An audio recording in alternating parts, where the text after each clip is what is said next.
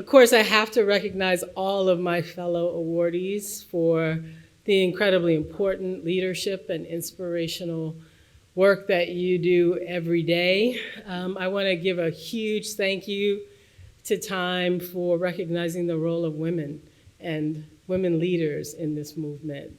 So thank you.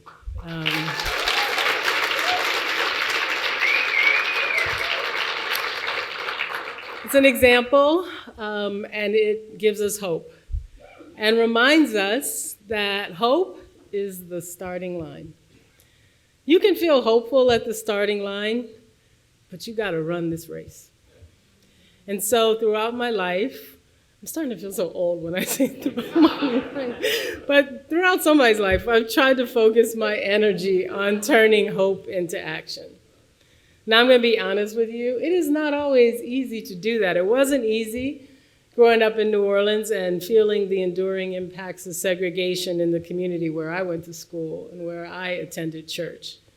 It isn't easy and wasn't easy decades later when Hurricane Katrina destroyed the home I grew up in and the homes of my neighbors.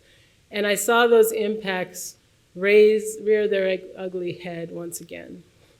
And today it's clear to all of us that the consequences of inaction reach far beyond a single life, a single place, or a single disaster.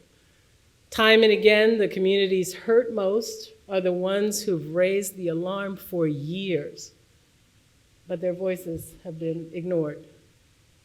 But we cannot afford to ignore or to forget, or to put our faith in the idea that progress is inevitable and the next generation will do better. Personally, I feel like the most hope I get is in rooms like this one, rooms of people who challenge themselves and challenge me to realize hope's potential with action, with urgent action.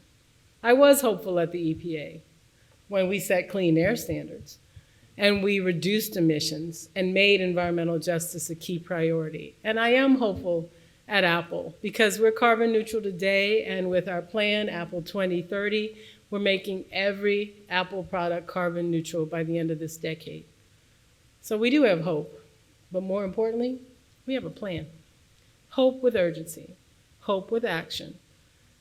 Earlier I talked about being at the starting line.